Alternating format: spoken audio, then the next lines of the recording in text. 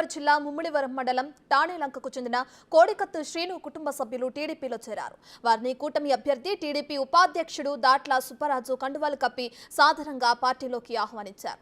కోడికత్తు శ్రీను తల్లి, తండ్రి అన్న సుబ్బరాజు ఇతర కుటుంబ సభ్యులు దాట్ల సమక్షంలో తెలుగుదేశం పార్టీలో చేరారు. తన తమ్ముడు చేయని నేరానికి 6 ఏళ్లు విచారణ ఖైదీగా జైలు జీవితం గడిపాడని కోడికత్తి శ్రీను అన్న సుబ్బరాజు తెలిపారు.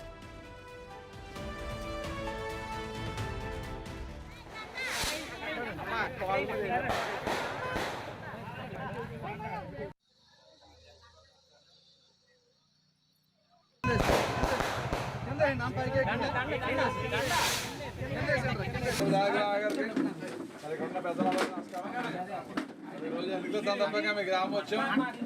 మే 13 ఎన్నికలు జరుగుతాయి. జనసేన బీజేపీ మూడోపతిగా నేను ఎమ్మెల్యేగా భార్య గారు ఎంపీగా పోటీ చేస్తున్నాం కాబట్టి మీ అందరూ ఆశీర్వాదం కూడా మీ గ్రామం వచ్చాం. మీరు అందరూ అఖండ స్వాగతం పలికి మీ రామాలయం కానీ అమ్మవారి గుడి కానీ సాయిబాబా గుడి కానీ అందరినీ దర్శనం. తూర్పుగోదావరి జిల్లా ముమ్మిడివరం మండలం టాణేలంకకు చెందిన కోడికత్తి శ్రీను కుటుంబ సభ్యులు టీడీపీలో చేరారు. వారిని కూటమి అభ్యర్థి టీడీపీ ఉపాధ్యక్షుడు దాట్ల సుబ్బరాజు కండువాలు కప్పి సాధారణంగా పార్టీలోకి ఆహ్వానించారు. కోడికత్తు శ్రీను తల్లి, తండ్రి అన్న సుబ్బరాజు ఇతర కుటుంబ సభ్యులు దాట్ల సమక్షంలో తెలుగుదేశం పార్టీలో చేరారు. తన తమ్ముడు చేయని నేరానికి 6 ఏళ్లు విచారణ ఖైదీగా జైలు జీవితం గడిపారని కోడికత్తి శ్రీను అన్న సుబ్బరాజు తెలిపారు. రామాలయం కానీ అమ్మవారి గుడి కానీ సాయిబాబా గుడి కానీ అందరినీ దర్శనం చేసుకున్నాం. దేవుడు అందరూ ఆశీస్సులతో మీ ఆశీస్సులు కూడా మాకు ఇవ్వాలి. ప్రధానంగా మీ గ్రామాలకు రోడ్డు ఇదే అంశానికి సంబంధించి మరింత సమాచారాన్ని మా ప్రతినిధి రాజేష్ ఫోన్ ఇన్ లో అందిస్తారు. సో రాజేష్, కోడికత్తి శ్రీను కుటుంబ సభ్యులు టీడీపీలో జాయిన్ అయ్యారు. దీన్ని ఎలా చూడొచ్చు అంటారు? అంటే వైసీపీకి వ్యతిరేకంగా టీడీపీలో జాయిన్ అయ్యారు అనుకోవచ్చు అంటారా? ఖచ్చితంగా 2019 ఎన్నికల ముందు, సార్వత్రిక ఎన్నికల ముందు సంచలనం రేకెత్తిన కోడికత్తి కేసులో గత 5 ఏళ్లుగా కూడా శ్రీను జనపల్లి సీనియర్ ఎవరుతున్నారు అలియాస్ కోడికత్తి శ్రీను 5 ఏళ్లుగా జైల్లోనే ఉన్నాడు. ఇటీవల కాలంలో బెయిల్ మీద విడుదలయ్యాడు. అప్పటి నుంచి కూడా గతంలో 2-3 సార్లు జగన్ ను కలిసి చెప్పి ప్రయత్నం చేసే అవకాశం ఉన్నప్పటికీ కూడా ఎట్టి పరిస్థితుల్లో కూడా వైసీపీ నేతలు పట్టించుకోలేదు.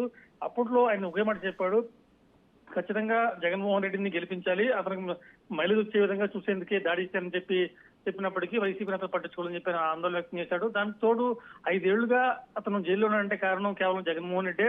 ఎందుకంటే విచారణ సమయంలో కోర్టుకు హాజరు కాకపోవడంతో ఇదంతా కూడా ఆలస్యం అయిపోయింది. అకారణంగా తన తమ్ముడు 5 సంవత్సరాల పాటు జైల్లో ఉన్నాడని చెప్పి వాళ్ళన్నా కూడా ఆందోళన వ్యక్తం చేసి పరిస్థితుంది. దాంతో పాటు ఇటీవల కాలంలో కోనసీమ జిల్లాలో చంద్రబాబు పర్యటన సమయంలో వచ్చి చంద్రబాబును కలిశారు. కలిసిన తర్వాత చంద్రబాబు కూడా ఒక స్పష్టమైన హామీ ఇచ్చారు.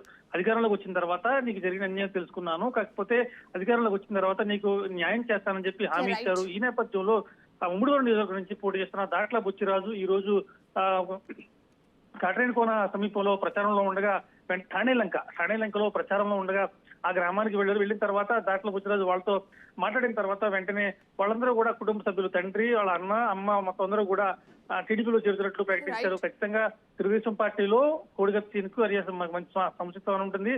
తను కోల్పోయిన 5 ఏళ్ల జీవితంలో తను జైల్లో ఉండి కూడా చదువుకున్నాడు. ఈ నేపథ్యంలో అధికారంలోకి వచ్చిన తర్వాత తనకి జీవితానికి సరిపడిగా ఏదైనా ఒక న్యాయబద్ధమైన సూచనలు ఇస్తాం, అలాగే తన కుటుంబాన్ని ఆదుకునే విధంగా ప్రభుత్వం నుంచి పథకాలు కావచ్చు, ఇతరత్ర సేవలు కావచ్చు, ఏదైనా అందుకున్న విధంగా ఆ కుటుంబానికి న్యాయం చేస్తామని హామీ ఇచ్చిన నేపథ్యంలో ఈ రోజు మధ్యాహ్నం 3 గంటల ప్రాంతంలో జనపల్లి టీడీపీలో చేరారు. Right, thank you Rajesh.